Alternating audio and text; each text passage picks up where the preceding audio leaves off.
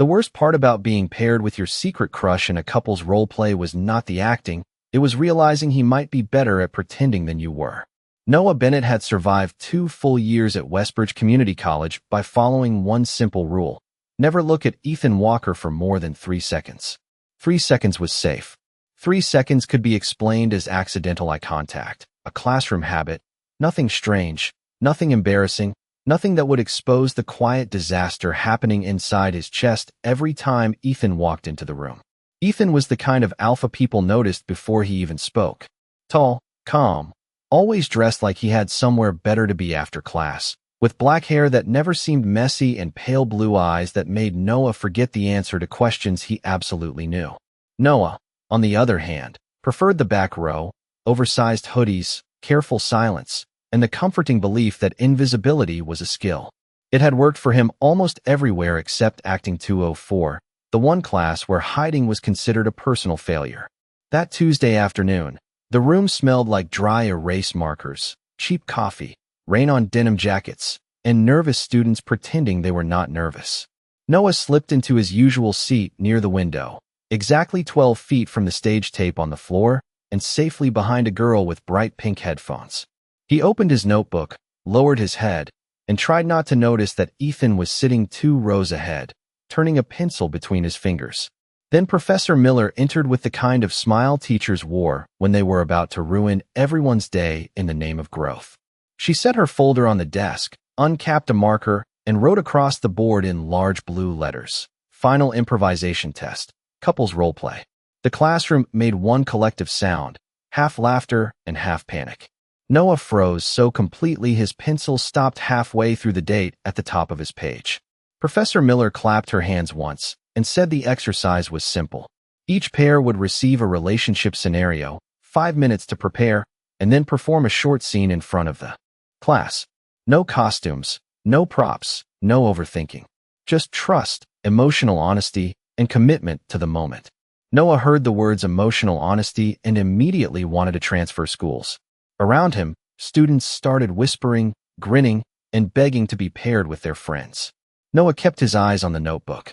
He told himself the odds were fine. There were 20 people in class. Ethan could be paired with anyone. Noah could get someone harmless, maybe Tyler, who treated every scene like a comedy sketch, or Madison, who always forgot her lines first. Then Professor Miller began reading the names. Pair after pair formed across the room, chairs scraping, students laughing with relief or groaning dramatically. Noah's heartbeat grew louder with every name that was not his. Finally, the professor looked down at her list, smiled like fate itself had just handed her a microphone, and said, "Noah Bennett and Ethan Walker." The room reacted before Noah could breathe. Someone whistled softly. Someone else whispered, "Oh, that's going to be good." Noah lifted his eyes by instinct, and across the room Ethan had already turned around. Their gazes met. 1 second, 2 seconds, 3. Noah should have looked away. He did not. For one terrifying moment, Noah felt as if the entire classroom had tilted toward him. Every chair, every whisper, every curious glance seemed to slide across the floor and stop at his desk. He stood because his body understood instructions faster than his mind did, gathering his notebook and pen with hands that felt too light to belong to him. Ethan was already walking toward the front, calm as ever, as if being asked to pretend to be in love in front of 20 classmates was nothing more than another Tuesday assignment. Noah followed at a slower pace, counting the steps between his seat and the taped square on the floor. 12 feet had never felt so far. Professor Miller handed them a single sheet of paper and said, "You two have 5 minutes. Read the scenario, find the emotional turn, and do not hide behind jokes." Noah almost laughed because hiding behind jokes would have required confidence, and confidence had abandoned him somewhere near the second row. Ethan took the script first, his fingers brushing the edge of the paper, then held it between them so Noah could read too. The title at the top said, "Two people who have been pretending not to care finally stop lying." Noah's stomach dropped. Beneath it, the scene description explained that they were supposed to play 2 college students who had been friends for years, both afraid to admit the truth because they believed the other person could never feel the same way. Noah stared at the page until the words blurred. It was too close. Not close like coincidence. closed like someone had reached into the quietest room inside him and copied everything onto printer paper. Ethan did not speak at first. That made it worse. If he had laughed, Noah could have laughed too. If he had complained, Noah could have agreed. Instead, Ethan stood beside him in careful silence, his cedar and winter air scent faint but steady, like a cold window opened during a crowded party. Noah tried to focus on the first line. His voice came out thin when he read it under his breath. "Stop acting like you do not know I am in love with you." The sentence hit the air between them and stayed there. Noah felt heat climb up his neck. "That is intense," he said quickly, forcing a small smile that probably looked more like pain. Professor Miller really woke up today and chose emotional damage. Ethan's mouth twitched, but he did not laugh. He looked down at the page, then at Noah, and his pale blue eyes were strangely unreadable. "It is only intense if it feels true," he said. Noah forgot how to answer. Across the room, other pairs were already rehearsing loudly, arguing over who would say which line, pushing desks aside, laughing through fake breakups and fake confessions. But in the small space around Noah and Ethan, the noise softened into a dull background hum. Noah could hear the paper flexing in Ethan's hand. He could hear his own breathing, trying to stay normal and failing. He lowered his gaze to the next line, desperate for something ordinary to hold on to. The script told Ethan's character to step closer and say, "Maybe I am tired of pretending." Noah swallowed. "You should probably say that one," he said, because it was the obvious line, because Ethan was the better actor, because Noah did not trust himself with anything that sounded like the truth. Ethan studied the words for a long second. Then he looked at Noah again and said them without reading. "Maybe I am tired of pretending." Noah's fingers tightened around his notebook. There was no performance in Ethan's voice, no dramatic exaggeration, no classroom polish. It was quiet. Too quiet. The kind of quiet that made a person lean closer without meaning to. Noah forced himself to look away before the 3-second rule became useless forever, but the damage was already done. For the first time since Professor Miller had called their names, he wondered whether Ethan was acting at all. Noah told himself there had to be a normal explanation. Ethan was a strong performer. That was all. Some people could take any line from a script and make it sound personal. That did not mean he had meant it. It did not mean he had looked at Noah like the words had been waiting behind his teeth for months. It did not mean anything, and Noah repeated that thought so many times that it started to feel less like logic and more like panic wearing a jacket. Professor Miller called out that they had 3 minutes left, and the room grew louder as the other pairs rushed through their scenes. Tyler and Madison were arguing over whether their breakup should be funny or tragic. Someone near the whiteboard dropped a backpack. A chair scraped so sharply that Noah flinched. Ethan noticed immediately. His eyes shifted from the script to Noah's hand, where Noah had started twisting the corner of his notebook until the cardboard bent. "We can slow down," Ethan said. Noah shook his head too fast. "No, it is fine. I am fine. I just need to know my lines." Ethan did not call him out for lying. Somehow that made Noah feel even more exposed. They moved to the side of the room near the tall windows, where afternoon rain blurred the parking lot into gray streaks and silver reflections. Outside, cars rolled past the glass with soft hissing sounds. Inside, the air felt warm from too many bodies and too much attention. Noah looked down at the script again, trying to anchor himself to paper, ink, punctuation, anything that did not have Ethan's scent or Ethan's voice. The next exchange was supposed to be simple. Noah's character accused Ethan's character of keeping distance. Ethan's character admitted he had been afraid. Noah cleared his throat and read, "You always act like I am easy to leave behind." His voice wavered on the last word. He hated that. Ethan was silent for half a breath, and when Noah glanced up, he was not looking at the page anymore. "I never left you behind," Ethan said. Noah blinked. That is not the line. Ethan finally looked down, almost as if checking whether he had been caught. "It fits the scene." Professor Miller said not to overthink it. "I am not overthinking." Noah let out a nervous little laugh. "You have barely looked at the script, Ethan." The moment he said it, the air between them changed. Not dramatically, not loudly, just enough that Noah felt it, the way a person feels the temperature shift before a storm. Ethan's fingers tightened around the page. His expression stayed calm, but his eyes softened in a way that made Noah's chest ache. "Maybe I understand the character," Ethan said. Noah tried to smile. The emotionally unavailable alpha who has been silently in love with someone for years. He meant it as a joke. He needed it to be a joke. Ethan did not smile back. He looked at Noah for 1 second, then 2, then 3, breaking Noah's rule as if he had known it existed and decided he was done obeying it. Yes, Ethan said quietly. That one. Noah forgot the rain, the room, the test, the 20 classmates behind them. For a second, there was only Ethan standing close enough for Noah to see the tiny dark flecks in his pale blue eyes, and the terrifying possibility that the script was not forcing them into a lie. It was giving them a place to hide the truth. Professor Miller clapped once, and the sound cut through the room like a switch being flipped. Time, she announced, bright and merciless.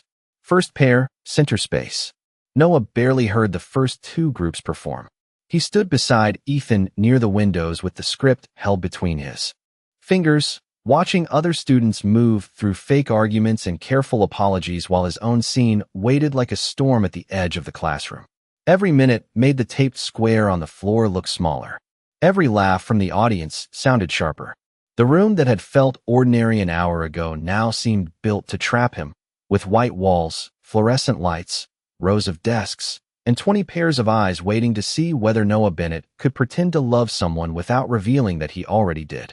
Ethan remained quiet beside him. Not distant, not careless. Quiet in a way that felt deliberate, as if he was giving Noah space to breathe without stepping away completely. Once, when Noah's fingers began to tremble against the paper, Ethan shifted just enough for his shoulder to block the rest of the class from Noah's view. It was such a small thing that no one else would have noticed. Noah noticed. He noticed everything Ethan did, which had always been the problem. Then Professor Miller looked down at her list and said, "Noah and Ethan, you are up." The floor seemed to move under Noah's shoes. He walked to the center with Ethan at his side, the script suddenly weightless in his hand. The classroom settled into silence. Madison smiled encouragingly from the second row. Tyler gave a small thumbs up. None of it helped. Noah could feel the heat in his face, the tightness in his chest, the dangerous flutter of his omega instincts responding to too much attention and one alpha standing too close.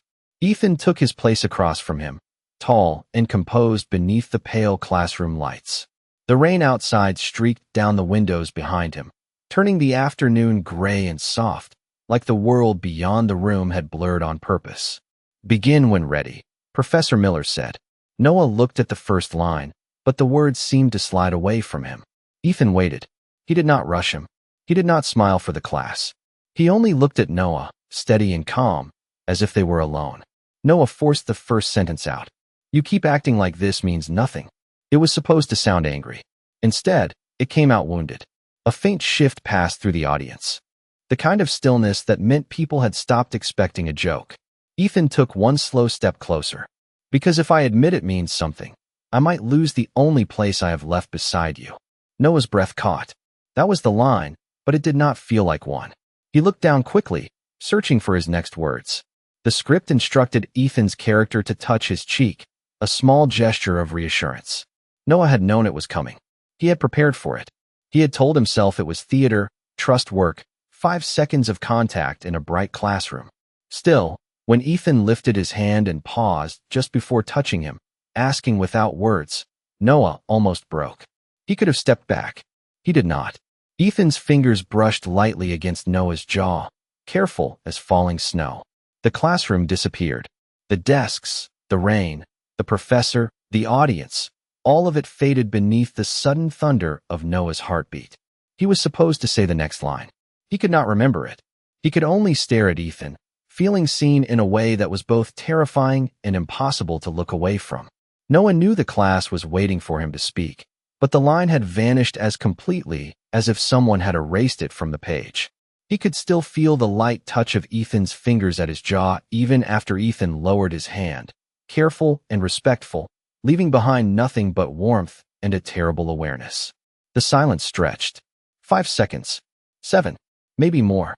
Noah heard a quiet shift from the second row, then a small laugh quickly swallowed by someone trying to be polite. It was not cruel, not really, but it landed inside him like a spotlight. His face burned. His fingers tightened around the script until the paper wrinkled. He looked down, desperate to find his place, but the words blurred into black lines. The room felt too bright, the air too full, the desks too close together. His Omega instincts fluttered in panic, not because Ethan had done anything wrong, but because Noah felt seen by everyone at once. "I am sorry," Noah whispered, though he was not sure whether he was apologizing to Ethan, the professor, or himself. He took one step back. The heel of his sneaker caught the edge of the tape on the floor, and the script slipped from his hand. It hit the ground with a soft, humiliating sound. A few students leaned forward. Professor Miller lifted her pen as if she might pause the scene, but before she could say anything, Ethan moved. He did not grab Noah. He did not crowd him. He simply stepped between Noah and the audience, blocking most of the room with his tall frame, then bent down and picked up the fallen script.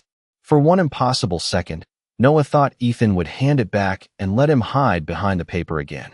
Instead, Ethan looked at the page. His expression changed, not dramatically, but enough for Noah to notice. The calm mask slipped at the edges. Something honest moved beneath it. Ethan folded the script once, then twice, and set it carefully on Professor Miller's desk. The entire class went silent. Noah stared at him, unable to breathe properly. "Ethan," he said softly, "what are you doing?" Ethan turned back to him. His pale blue eyes held steady, but his voice was low enough that Noah felt the words more than heard them.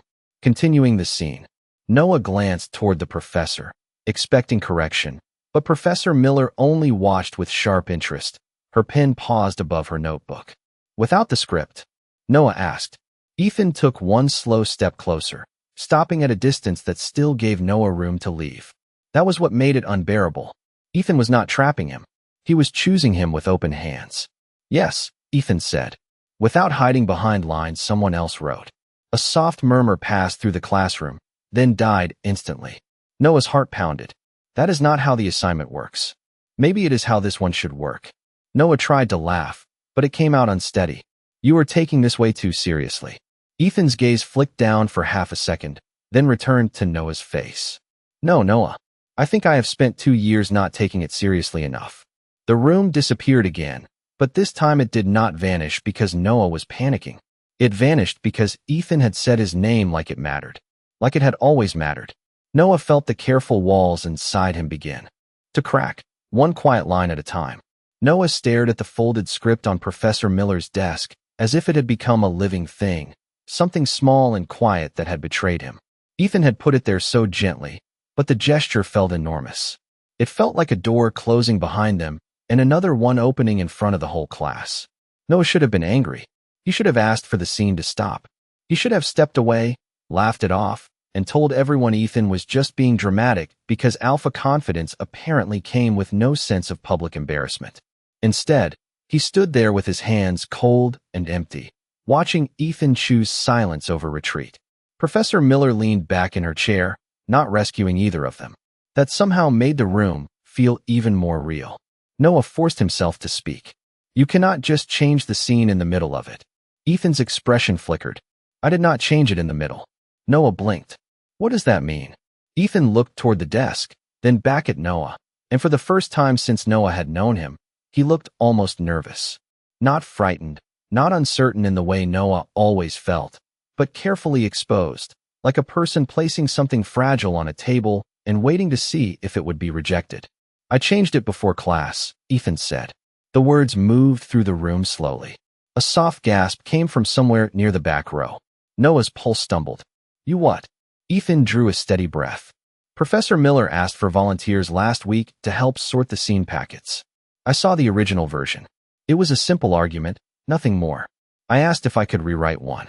Noah felt the floor drop beneath him without moving at all. "You wrote this?" Ethan nodded once. The classroom went so quiet Noah could hear rain ticking against the windows.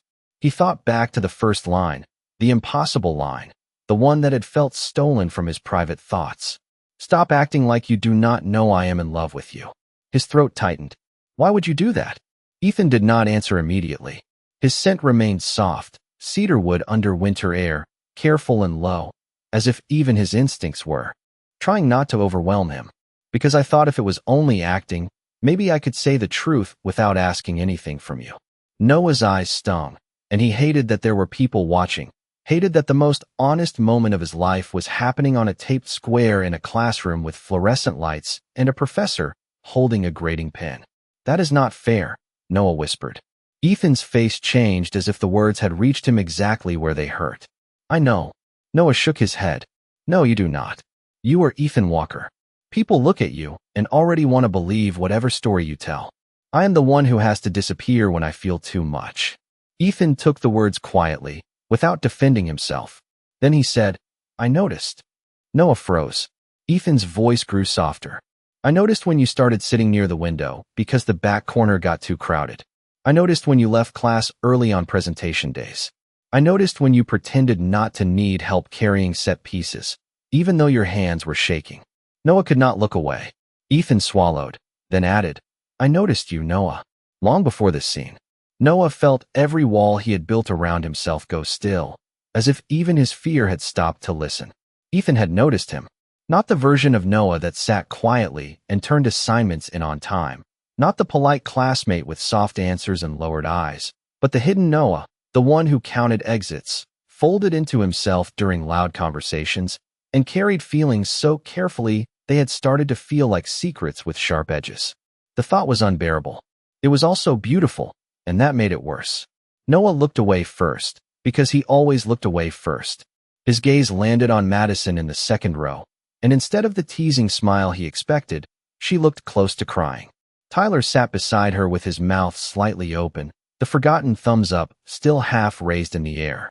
No one was laughing now. No one was whispering. The whole class seemed to be holding its breath around them. Noah wanted anger because anger would be easier than hope. He forced it into his voice. You noticed all of that, but you never said anything. Ethan's jaw tightened. I thought you wanted space from me. Noah gave a small, disbelieving laugh that broke near the end. From you? Ethan, I spent 2 years trying not to stare at you. The words escaped before he could stop them. The moment they were out, Noah's eyes widened. A ripple moved through the room, not cruel, not mocking, but startled and warm, like everyone had just watched a curtain fall. Someone near the back whispered, finally, and Madison covered her mouth with both hands. Noah turned bright red. Oh my gosh, he breathed. I said that out loud. Ethan stared at him, the calm in his face cracking into something almost helpless. Yes, he said softly. You did.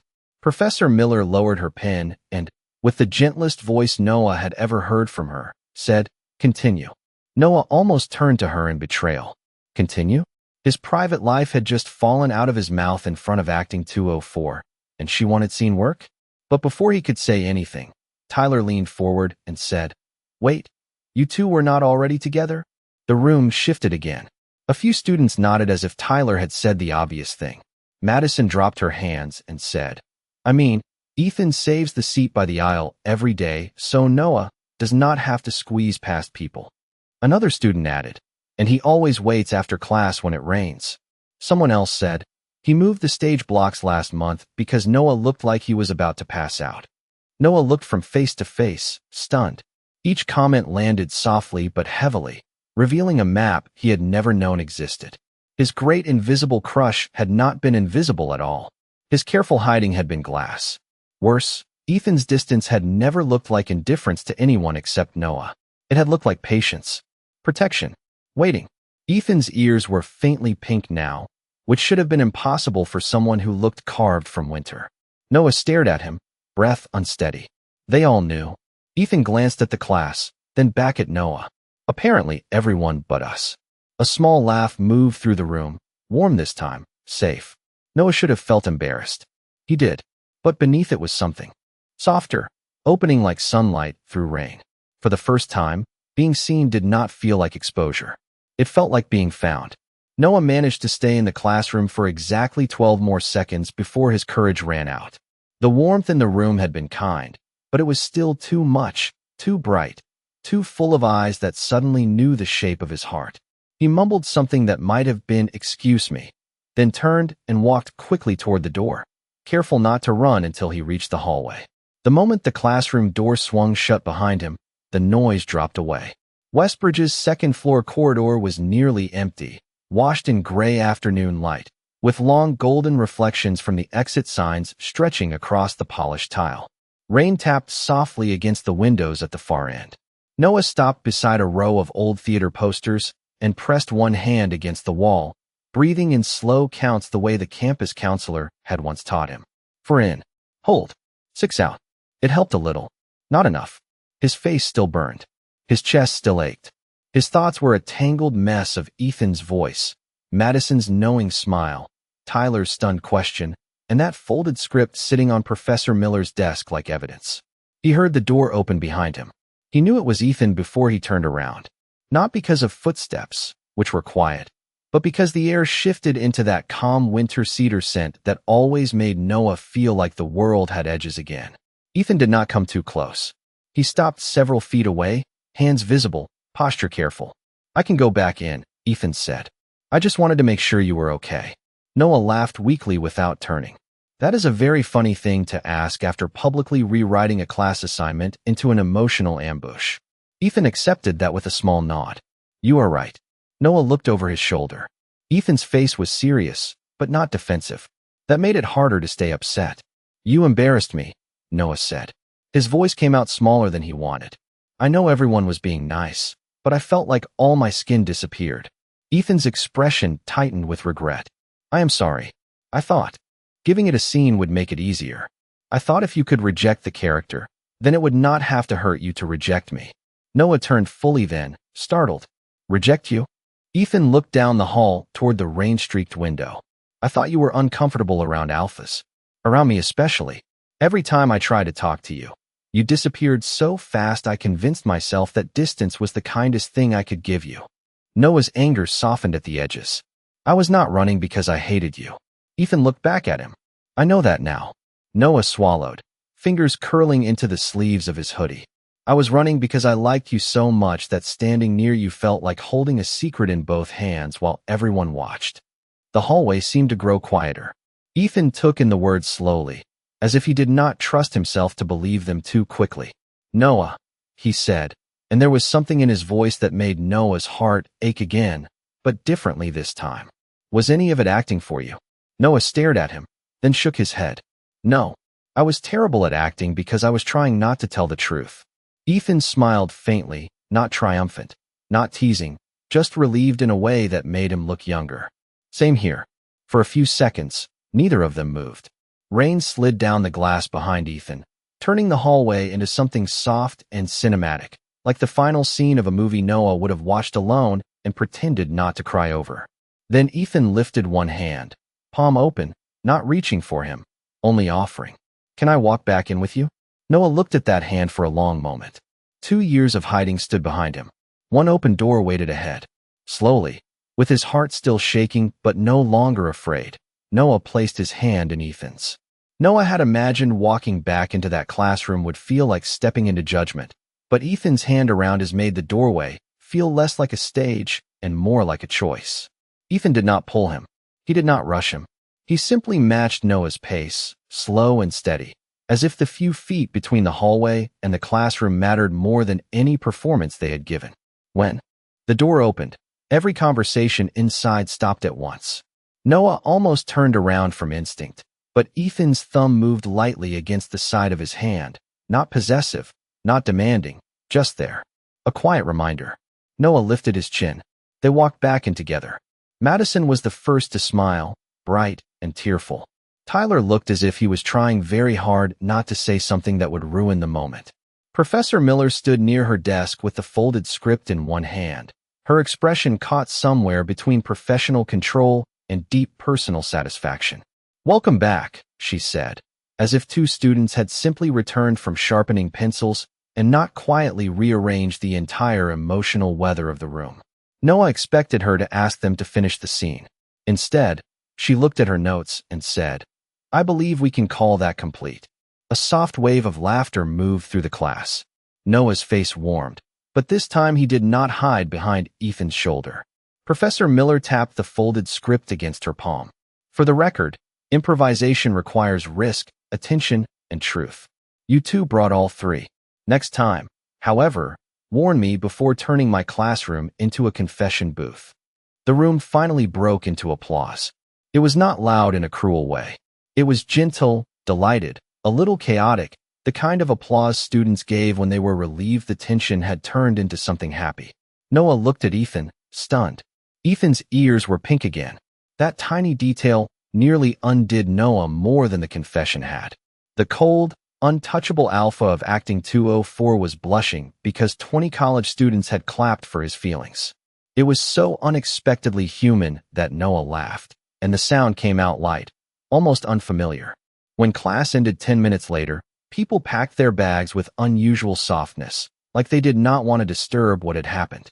Madison squeezed Noah's shoulder on the way out and whispered, "For what it is worth, you both were painfully obvious." Tyler passed Ethan and said, respectfully, "Man, the seat saving was not subtle."